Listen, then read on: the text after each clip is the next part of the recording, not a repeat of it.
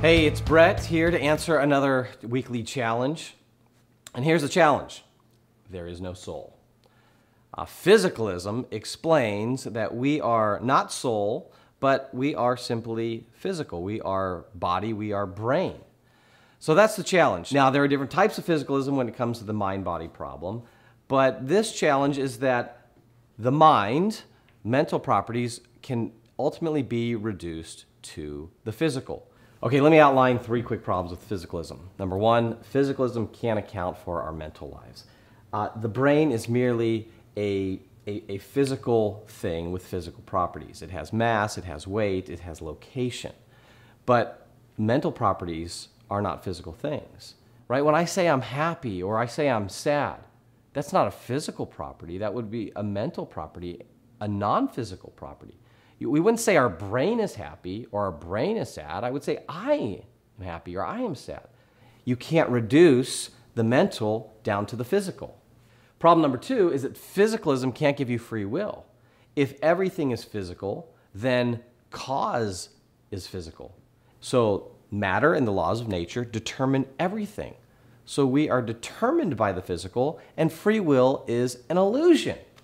And so if you're going to be a physicalist, you can't have any free will. And I think, of course, that is a major problem. Third problem is that physicalism can't give you you. It can't give you me. It can't give you an I or an enduring self. It can't give you identity over time.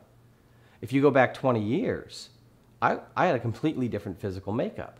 So you'd have to say that I was a completely different person 20 years ago. That there is no continuity between the person I was 20 years ago and the person I am today if all we are is physical. So there's no identity through time. And that would be a major problem. Now I want you to reflect on a question. Here it is. What are the most important things in life? Now here is one of the most important things in my life. My wife, Erin. But not just her physical existence, not just her physical makeup, but her love for me. But notice, her love for me is not a physical property of her brain. I mean, we can't crack that skull open, look inside, and find her love for me in her brain. Her love for me is not a physical property. It's not a property of the brain. And so her love is not something that can be measured physically. Here's another thing that's important to me, my son Jonah. But not just his physical existence, not his physical makeup, but his happiness. Now, Jonah, are you a happy guy? I bet you're really, really happy that I'm your dad, right? Yeah. Now, if I want to find out if Jonah's happy, I don't try to crack open his brain and look for happiness in his brain. We're not going to find it as a physical property of Jonah. We're going to look for him, for some self in there to find out if Jonah himself is happy. His happiness is not a physical property of him or his brain.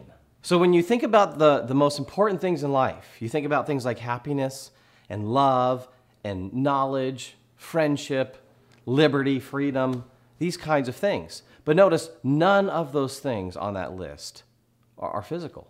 These things don't have physical properties. They're not physical things. And so these mental properties can't be explained by physicalism. And so if physicalism can't do the explaining, we've got to have some other explanation, some better explanation. And the better explanation is not physicalism, but dualism. It's the idea that human beings are composites of body, brain, and soul, the physical and the non-physical. And it's our soul that can account for these kind of things, mental properties, sensations, desires, these non-physical things. Now, we think there's an interaction there.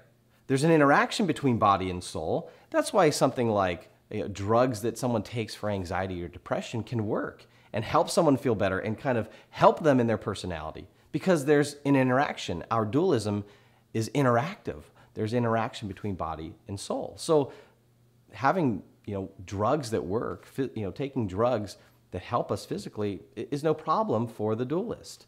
And dualism, body and soul, this best accounts for what we experience and what we see in human beings. And so we have answered the challenge of physicalism.